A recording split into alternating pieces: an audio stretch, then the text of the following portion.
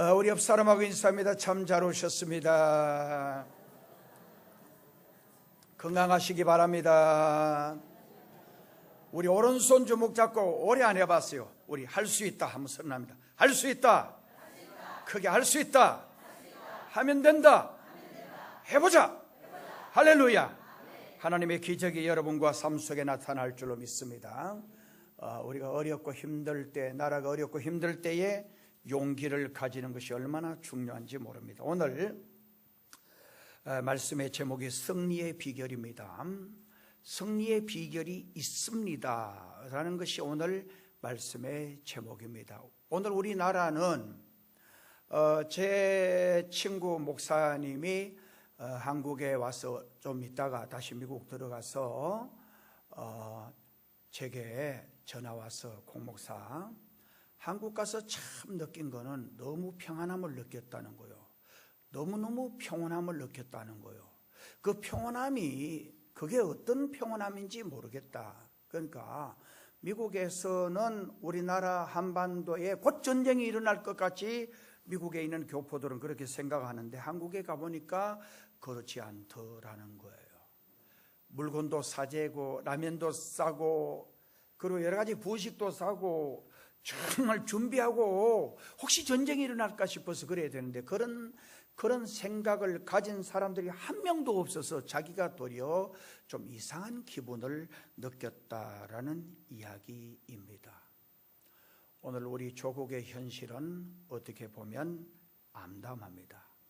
북한이 계속해서 핵을 개발하고 어느 단계가 지나면 방법이 없기 때문에 정말 미국은 수단과 방법을 가리지 않고 우리나라 주변에 항공모함을 세 척 네 척 같이 이렇게 배치를 한 이 일은 세계 역사에 미국의 어떤 일이, 그러니까 미국의 항공모함이 생긴 일에 이렇게 세 대 네 대를 우리 한반도 주변에 배치한 적이 없고, 거기다가 핵잠수함, 최신형 핵잠수함 2대를 우리나라 바로 진주와 부산에 배치를 하고, 그리고 미국이 자랑하는 최첨단 모든 무기를 우리나라에다가 이렇게다가 옮겨 놓은 것은 뭔가 결단을 할 시기가 점점 임박해 가고 있다라고 하는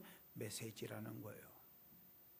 우리나라 야당 대표 중에 미국 가서 CIA 본부에서 보고를 받고 정말 섬찟함을 느꼈다, 이 말은 바로 야당 지도자는 비밀로 그 이야기를 간직하고 있지만은 미국이 이 한반도 그리고 북한을 향해서 계획하고 있는 그 뜻이 무엇인가를 확실히 알고 있기 때문에 섬찟함을 느꼈다라는 그런 표현입니다. 오늘 저는 사사기 20장 오늘 17절에서 35절까지 말씀을 보셨는데 원래 이 내용은 19장에서부터 기록이 되어집니다.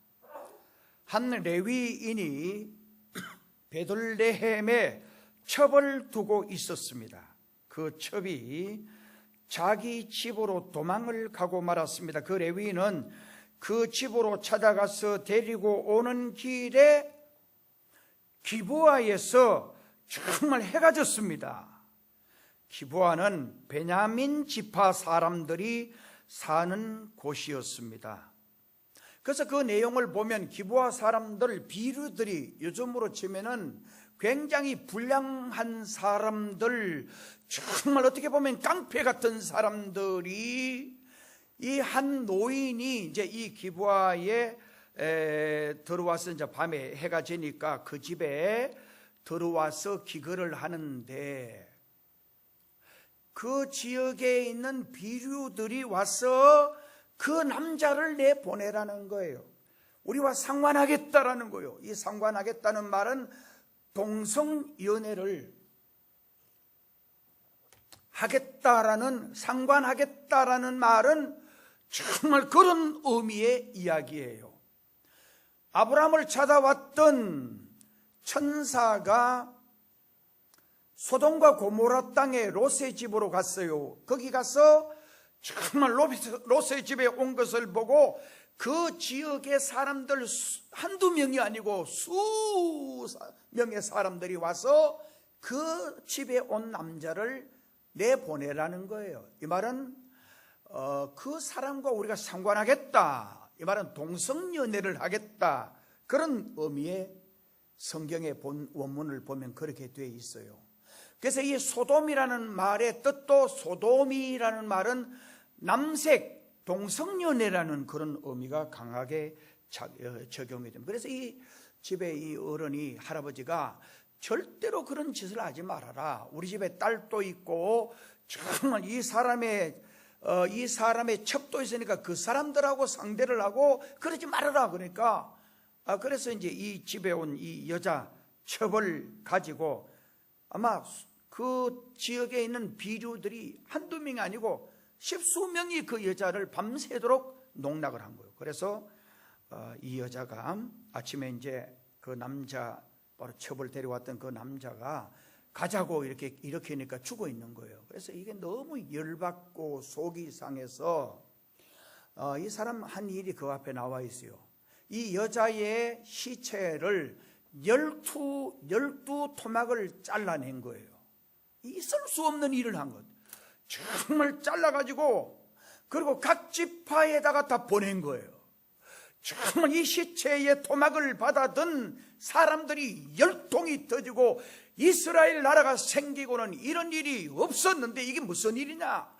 정말 그 사람을 불러서 자초지종을 물어보자. 그래서 이 사람이 이제 그 이야기를 한 거예요. 그러니까 베냐민 지파의 베냐민 지역에서 이런 일이 생겨서 너무너무 속상하고 너무너무 가슴이 아파서 이 일을 알리기 위해서 이렇게 했다. 그러니까 그래서 이 사람들이 어떻게 되느냐, 사람들이 전부 다 모였어요.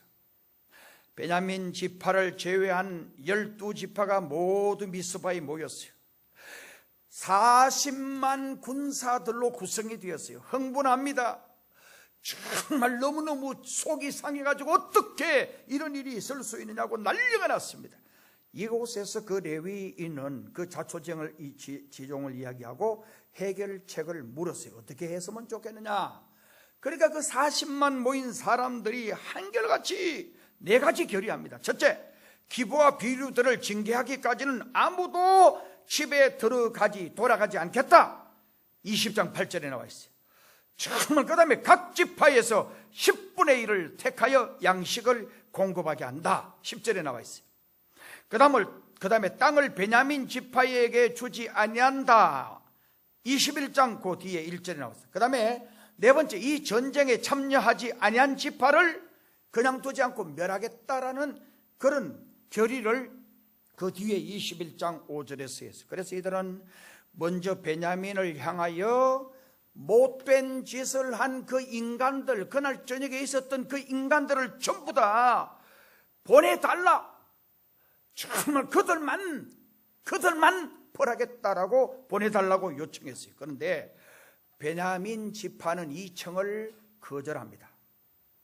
도리어 거절할 뿐만 아니고 군사를 모집합니다. 싸우려고 군사 모집합니다. 모인 군사의 숫자가 오늘 여기 25,700명이어서 그 중에 700명은 왼손잡이입니다. 자, 1차 전쟁이 시작이 됩니다. 이스라엘 백성들은 누가 먼저 싸울까에 대하여 하나님께 묻습니다. 하나님은 유다가 먼저 올라가라고 명령합니다. 언제나 전쟁을 할 때에는 유다 지파가 앞장섰습니다. 여러분 성경에 쭉 보면 항상 전쟁할 때는 유다 지파가 앞장섰어요. 하나님이 제일 크게 서신 지파는 유대 지파입니다. 예수님도 이 유다 지파에서 나오셨어요. 그리고 나갔어요. 1차 전쟁은 물론 실패했어요. 1차 전쟁에 나가려고 할 때에 오늘 18절 말씀에 보면 이스라엘 자손이 일어나 베델에 올라가서 하나님께 여쭈어 이르되 우리 중에 누가 먼저 올라가서 베냐민 자손과 싸우리까 하니 여호와께서 말씀하시되 유다가 먼저 나갈지니라. 그렇게 말씀을 했어요. 큰 일을 하려고 하는 자는 희생을 감당해야 합니다. 큰 책임을 맡은 자들은 언제나 정말 큰 희생을 치를 각오를 해야 합니다. 교회도 마찬가지예요. 중직자들이 교회의 짐을 지지 않고 중직자들이 모범이 되지 못하면 그 교회는 힘이 없어요. 유다 지파가 앞장섬으로 싸움이 시작이 됐어요. 15대 1의 전쟁인데 여러분 어떻게 되는지 아세요?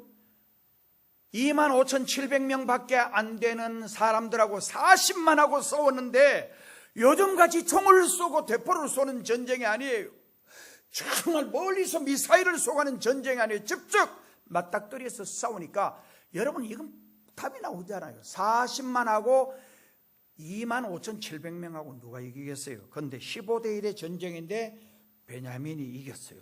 이스라엘 군대가 1차 전쟁에 22,000명이, 저를 보세요 여러분, 22,000명이 죽었다라고 말합니다. 이스라엘 백성들은 싸우러 가는 것은 자기들의 마음에 정해놓고 누가 먼저 올라갈지 물었습니다. 하나님은 유다가 먼저 가라고 답했습니다. 승리를 보장하신 것은 아니었습니다.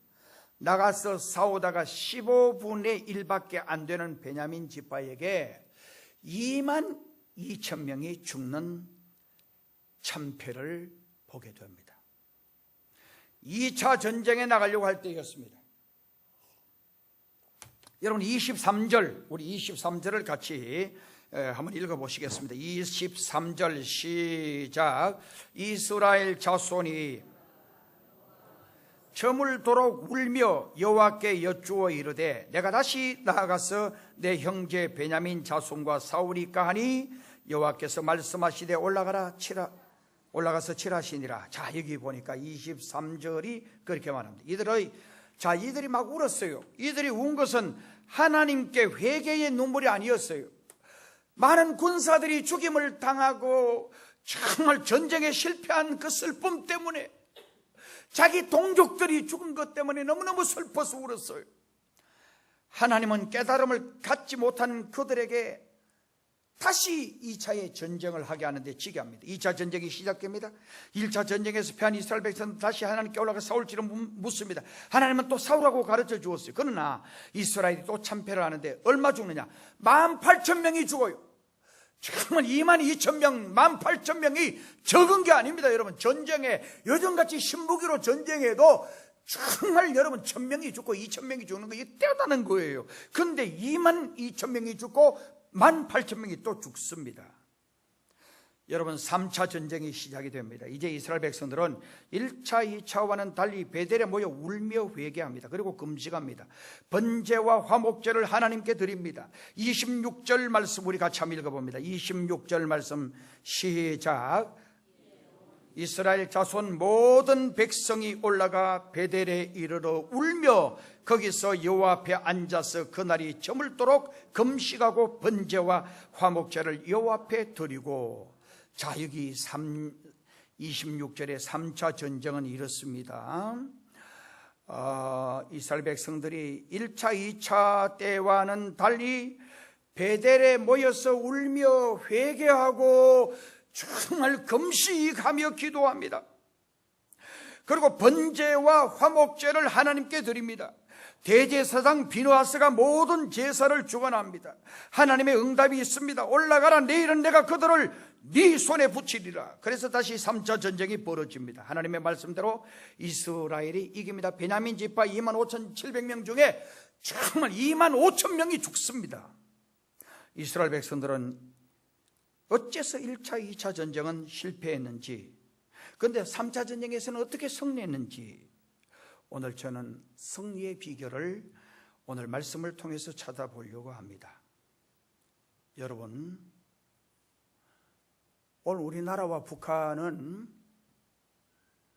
군사적으로도 군인의 숫자는 우리가 적지만 무기는, 여러분 이 상대가 제가 쭉 비교해 된 걸 보니까 우리나라의 F-18 전투기 한 대하고 북한의 미국이 그 옛날 구형하고 한 대하고 100대하고 붙어도 이게 안 되게 돼 있어요. 현재는 최첨단 과학의 전쟁이기 때문에 정말 북한이 100대의 전투기를 동원해도 우리나라 전투기 한 대면 그 100대를 다 물리치고도 남습니다. 이 정도로 완벽합니다. 하늘의 전쟁은 그냥 눈으로 보고 하는 게 아니고 모든 시스템을 보고 정말 스스로 이게 다 하는 거예요. 미사일이라든지 모든 게 북한의 전투기 100대하고 우리나라 전투기 한 대하고 우리가 더 강한 거예요. 우리나라의 경제력이 북한보다 40, 50배 더 높아요. 여러분, 전쟁에 이기려면 경제력이 뒷받침이 돼야 돼요. 우리는 북한보다 40, 50배 더 잘 살아요. 전쟁하면 북한이 정말 경제적으로, 그러니까 일주일이 가고 2주일이 가고 한 달이 가고 그렇게 간다면 이건 경제력이 있는 나라에 아예 상대를 할 수가 없는 거예요. 해군력이 여러분 한번 보세요. 우리는 동해, 남해, 서해로 되어 있어요. 이게 다 같이 바다가 붙어 있어요. 그런데 북한은 동해와 서해밖에 없어요. 동해에 있는 군대가 이쪽으로 못 와요. 서해에 있는 군대가 이쪽으로 못 와요. 우리는 동해에 있는 군대가 남으로 해서 서해까지 갈 수 있고 서해에 있는 군대가 남에서 이렇게 동으로 갈 수 있고, 그러니까 이 전쟁에, 바다의 전쟁도 정말 북한은 우리를 극복하려면 이쪽에도 몇 배로 이쪽에 몇 배로 강해야 이길 수 있는데 이건 게임이 안 돼요. 북한의 모든 함정은 다 낡았습니다. 그런데 우리나라 함정은 북한의 함정 10대 20대보다 한 대가 훨씬 더 유리합니다. 컴퓨터로 조절이 돼서 대포를 손으로 돌리는 게 아니고 그대로 띡띡 이렇게 자동적으로 조절해서 딱 움직이고, 아무리 파도가 쳐도 이 포는 정확하게 적의 그 함수에 그냥 맞는 거예요. 그런데 북한 거는 안 그래요. 소면은 이게 올라갔다 파도 치면은 이게 휙휙 잘못돼. 그래 가까이서 해야 돼요. 우리는 멀리서 해도 돼요. 그 다음에 여러분 우리나라 소총 전방에는 전부 다 이게 배치가 되어 있어요. 뭐냐면은 적외선 카메라라고 하는 거. 적외선 카메라는 총끝에다가 딱 대면은 아무리 캄캄한 밤중 칠흑 같은 밤이라도 정말 이걸 가지고 보면은 우리 눈으로는 안 보여. 근데 여기 카메라를 끝에 보면은 다 적이 움직이는 게 보여요.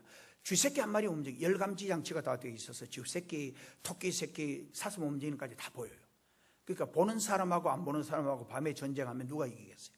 그러니까 북한이 군사력 이런 부분에도 전혀 이길 수가 없어요. 그 다음에 여러분, 미국의 항공모함 한 대는 북한을 딱 2시간이면 전체 북한을 초토화시킬 수 있는 능력을 갖추고 있어요. 그러니까 이 4대가 여기 와 있어요. 그리고 코브라, 아파치 헬기라든지 이런 헬기들이 정말 금년부터 수십 대가 우리나라에 지금 들어와 있어요. 그 이유가 뭐냐?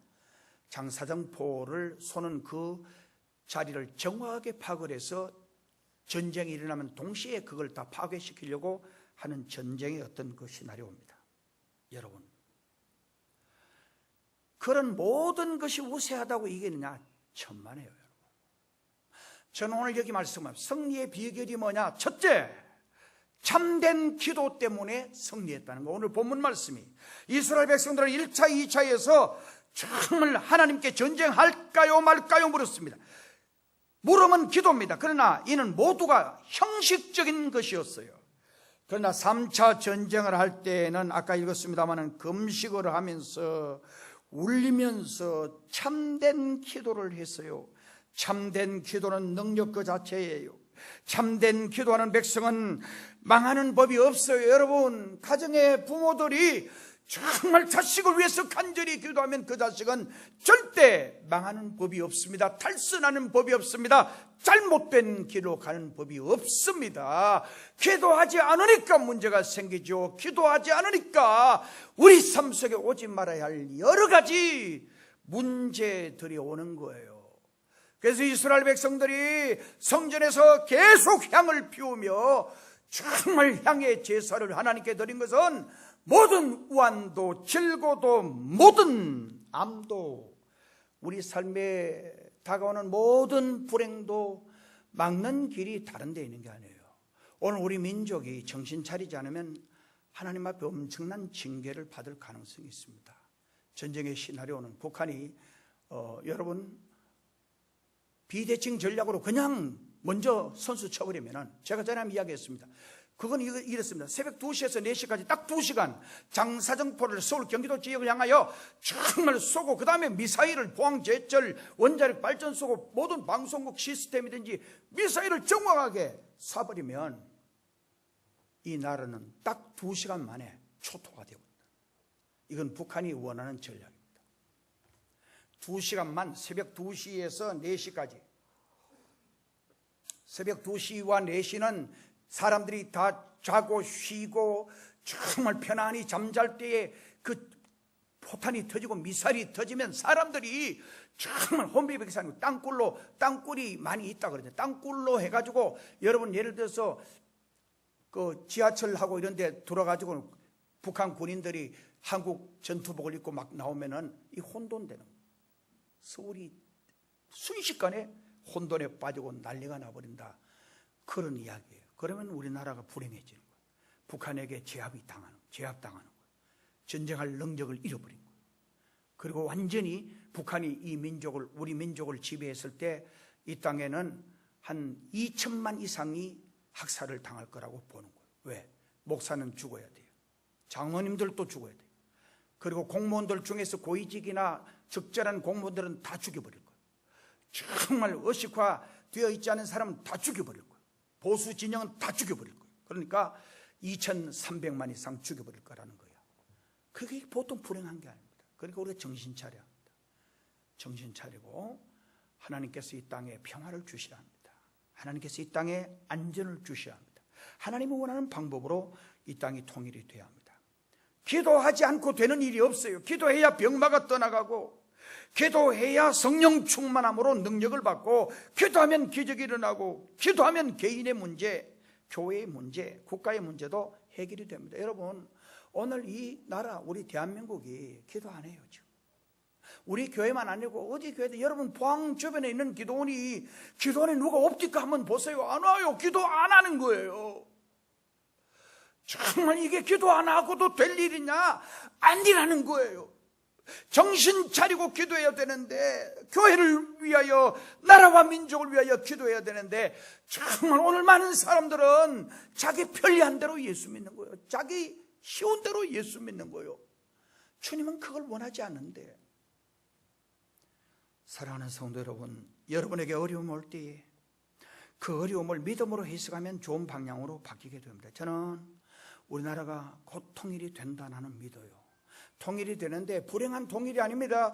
정말 우리나라가 희생이 별로 없이 정말 북한이 순식간에 손을 들고 북한에 있는 저 고통당하는 백성들을 해방하고, 정말 이 땅에서, 그리고 우리 조국 통일된 조국은 세계에서 제일 잘 사는 나라가 되고, 유럽과 세계를 향하여 우리나라가 뻗어가고, 그리고 마지막 때의 제사장의 나라가 되고, 그리고 이 백성들은 그런 어떤 시련을 통해서 가슴을 치고 하나님께 돌아오고, 하나님께 돌아와서 하나님이 이 민족을, 하나님께서 이 땅에 성령의 바람을 일으켜 주시지 않으면, 여러분 기도하고 싶으냐?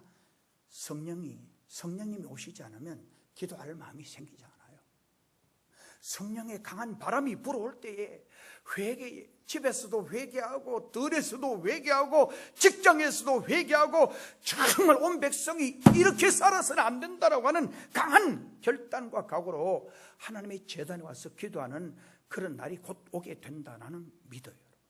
그 통일 조국은 세계에서 제일 잘 사는 나라 된다. 이거 얼마나 행복해요.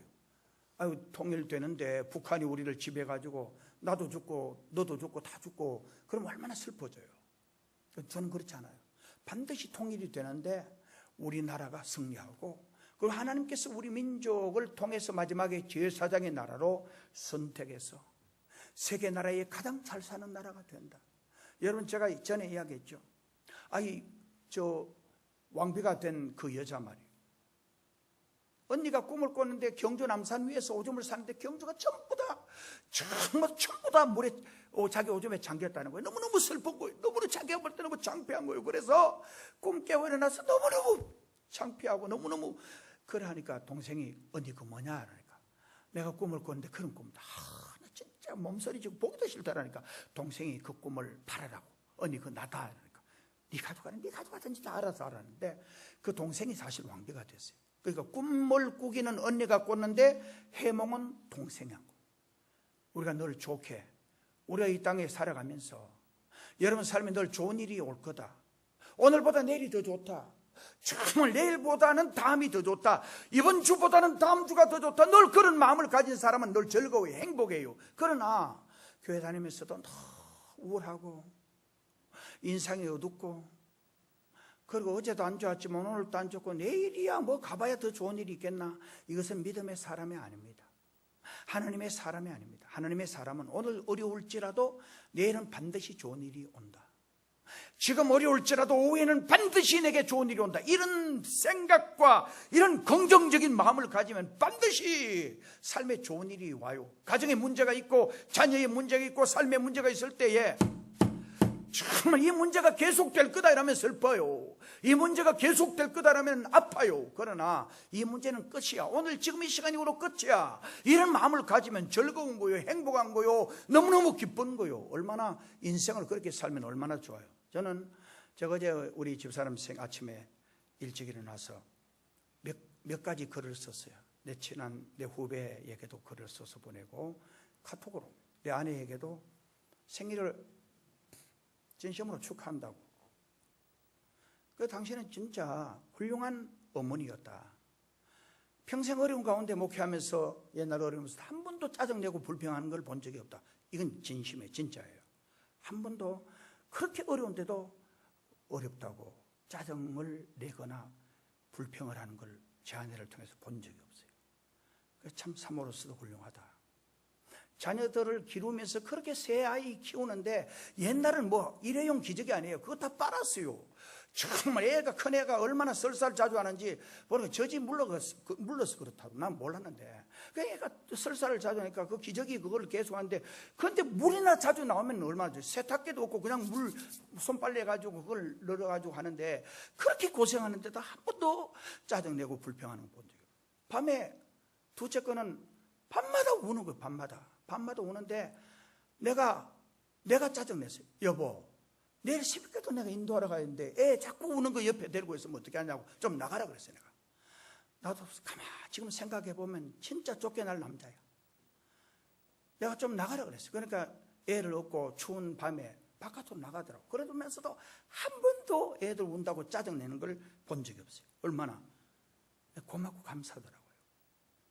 우리가 애들이 만약 이놈들이 자꾸 짜증내고 불평하고 자꾸 투덜거리고 이놈들을 팍 두들겨 패고 화내고 이러면 그거는 희망이 없어서 그래요. 짜증내고 이래도 이놈이 나중에 커서 얼마나 크게 될 애들인데, 얼마나 위대하게 될 애들인데, 그렇게 생각하면 화낼 이유가 없어요. 짜증날 이유가 없어요. 반드시 잘 되는데 말이에요. 그 다음에 두 번째, 하나님의 보장 때문에 승리했어요. 1차 전쟁과 2차 전쟁은 정말 하나님의 승리의 보장이 없었어요. 그러나 3차 전쟁을 준비할 때에는 법궤를 가져왔어요. 27절 말씀 우리 같이 또 찾아 읽어봅니다. 27절 시작.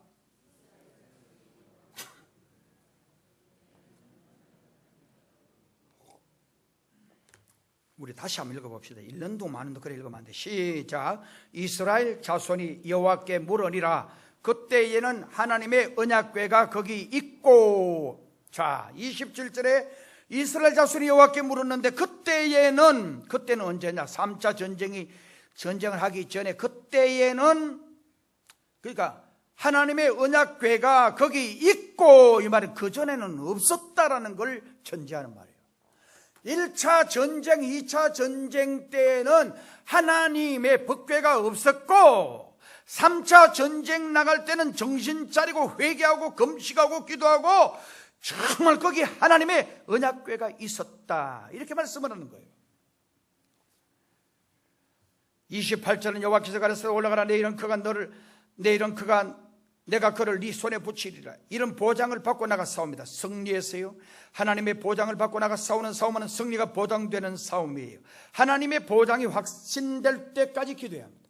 오늘 저와 여러분이 기도할 때에 하나님의 확신도 없는데 내 스스로 확신하면 안 돼요. 하나님이 내 기도를 들어주셨다. 내가 자녀를 위해서 기도하는데, 내가 자녀의 앞날을 위해서 기도하는데, 내가 내 앞날을 위해서 기도하는데, 정말 기도하는데, 여러분 기도하는데 마음이 불안하다, 이건 확신이 없어요.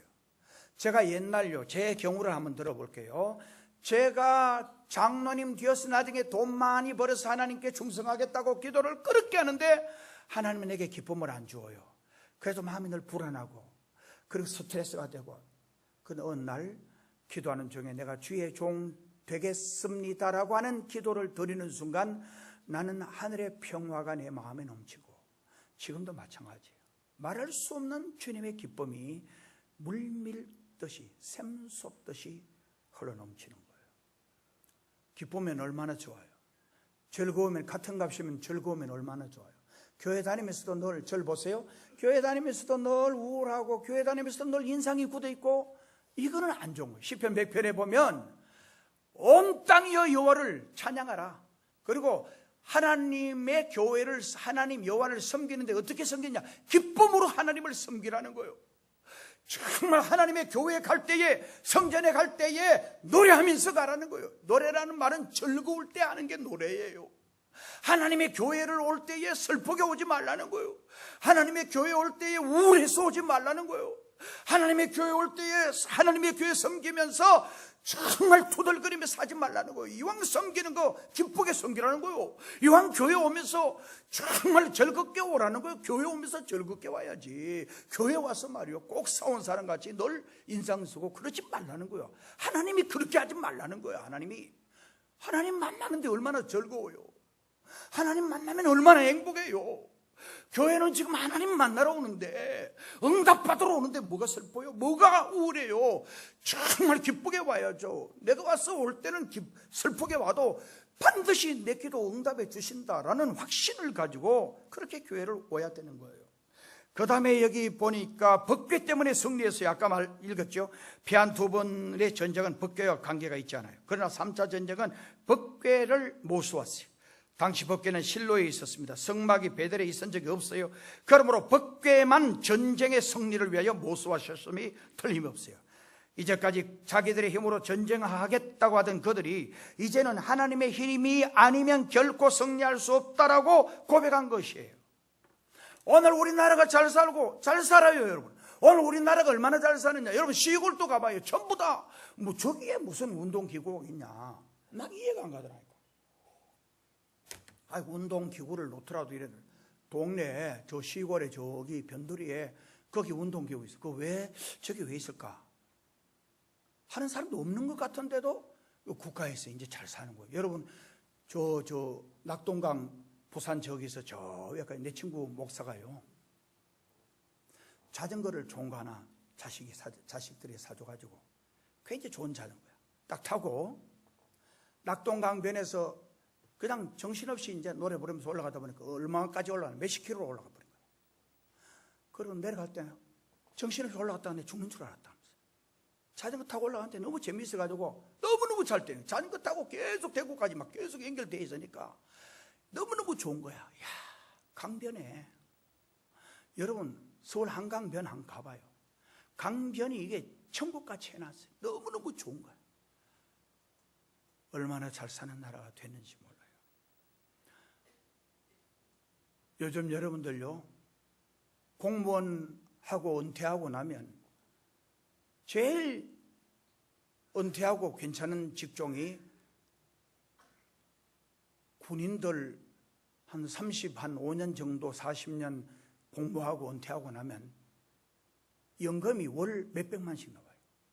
그 다음에 교육공무원이에요. 정말 교육공무원으로 한 30-40년 정말 열심히 봉사하고 딱 은퇴하면 그냥 일하라, 가만히 놀아도 한 달에 몇백만 원씩 나와요. 이런 나라가 세계에서 거의 없어요. 우리나라가 이 문제는 제일 잘 돼 있을 거예요. 앞으로 우리나라 국민소득이 4만 5만 불쯤 되면 여러분 연세 많은 분들 한 달에 매월 국가에서 돈이 나와요. 치료비 나오고 병원비 나오고, 그리고 좀 더 지나면 집이 없어도 노인들 살 수 있는 집을 다 줘요. 국가에서 줘요. 그냥 임대로 주는 거예요. 임대인데도 그거 다 국가에서 책임을 져요. 병원비 다 책임져요. 시내 지하철 타든지 버스 타든지 다 공짜 타요. 정말 병원비 전액 공짜예요. 노인의 천국이 와요. 우리나라 같은 나라가 어디 있어요? 그런데 여러분, 그렇다고 승리해요? 그렇다고 반드시 여러분들 반드시 잘 되져요? 천만에요. 그 다음에 겸손 때문에 승리했어요. 하나님은 교만한 자에게 승리를 절대 주시지 않습니다. 이스라엘의 군사는 40만, 베냐민은 25,700명, 15대 1의 전쟁입니다. 그러나 그 결과는 이길 사람이 지고 질 사람이 이겼어요. 이유가 뭔지 아세요? 이스라엘 백성들의 교만 때문이에요. 하나님이 교만한 사람을 쓰신 적이 한 번도 없어요. 하나님은 교만한 왕 사울을 피하시고 겸손한 사람 다윗을 들어 왕으로 사용합니다. 하나님이 이스라엘 백성들을 연단시킬 때에 교만한 왕 바로를 들어 그들을 연단합니다. 그것은 악의 도구로 썼다라는 말이에요. 이스라엘 백성들이 자기들만의 수만 믿고 나가 싸우려고 할 때에 결사적으로 배수진을 치고 싸우는 베냐민에게 피하게 만드셨어요. 그러나 겸손히 엎드릴 때에 하나님은 승리를 안겨주셨어요. 지난번 전쟁 같으면 요즘까지 총 쏘고 대포 쏘는 전쟁이 아니고 직접 칼을 들고 창을 들고 나가 싸울 때는 정말 힘이 좋아야 돼. 힘. 전쟁 나가기 전에 불고기 먹고 정말 전쟁 나가기 전에 파티하고 잘 먹고 나가야 힘을 쓰는 거예요. 그런데 지난번 전쟁은 그렇게 했어요. 그런데 이번 전쟁은 도리어 금식을 했어요. 하나님께 금식을 했어요. 정말 하나님께 가슴 쥐고 기도했어요. 그런데 놀라운 기적이 일어난 거예요. 오늘 우리의 삶도 마찬가지예요.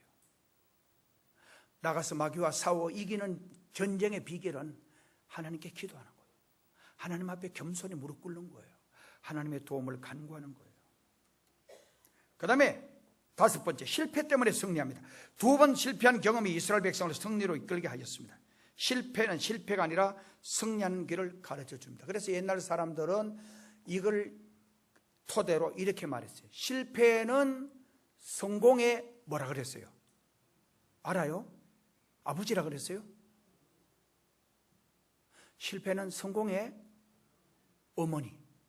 어머니란 말은 그러니까 실패가 어머니는 자상한 걸 말해요. 아버지는 강하고 정말 아버지는 엄격한 걸 말한다면 어머니는 자상한 걸 말해요. 실패는 우리에게 자상한 경험을, 실패는 우리에게 그러니까 다시 이렇게 하면 실패해, 너 그러면 안 된다라는 걸 가르쳐주는 반면 교사가 되는 거예요. 어리석은 사람은 같은 실패를 반복하지만 지혜로운 사람은 같은 실수 반복하지 않아요. 그래서 시편 기자는 이렇게 말합니다. 시편 119편 67절에 고난당하기 전에는 내가 그릇 행하였더니 이제는 주의 말씀을 지킵니다. 시편 119편 71절 고난당하는 것이 내게 유익이라 이로 인하여 내가 주의 율례를 배우게 되었습니다. 시간이 없기 때문에 마지막으로 제사 때문에 승리했습니다. 이스라엘 백성들은 2번의 전쟁에서 하나님께 제사를 드리지 않았어요. 피했습니다. 그러나 3차 전쟁에는 하나님께 번제와 화목제를 드렸어요. 여기 번제는 회개의 제물이에요. 화목제는 하나님과의 막힌담을 허는 요구의 제사예요. 하나님과 형통하지 않고는 모두가 안 된다는 말이에요. 오늘 저와 여러분이 성공하고 승리하는 비결은 예배를 실패하면 반드시 안 되게 돼 있어요. 예배를 성공해야 돼요. 주일 낮 예배도 드리지만 정말 공식적으로 드리는 주일 저녁 예배나 수요 예배 여러분들이 발부동치며 사모해 보세요. 반드시 하나님이 여러분 가정 지키시고 여러분 삶을 지키시고 여러분 자녀를 지키실 겁니다. 그러나 예배를 별것 아닌 것 같이 생각하고 예배를 우습게 생각하는 사람들, 그들은 반드시 하나님 앞에 후회하고 가슴을 치는 날이 옵니다. 예배를 귀하게 여겨야 합니다. 주일 저녁 예배도 귀하게 여기고 수요 예배도 귀하게 여기고 하나님께 모여서 예배 드리는 걸 귀하게 여기는 사람이 반드시 승리하게 되어지는 줄로 믿습니다. 기도드리겠습니다. 하나님, 우리나라를 주님이 불쌍히 여겨 주십시오. 우리나라를 주님이 도와주세요. 심각한 위기 속에 있지만 우리 백성들이 이걸 깨닫지 못하고 있습니다. 정신 차리고 기도하게 하시고 정말 하나님 앞에 죄를 무릅쓰고 하나님께 기도하게 해 주셔서 슬기로운 민족, 하나님 기뻐하는 민족 백성들이 되어지게 하시고 마지막 때에 우리나라를 통해서 제사장의 나라 되게 해 주옵소서. 예수님의 이름으로 기도드리옵나이다. 아멘.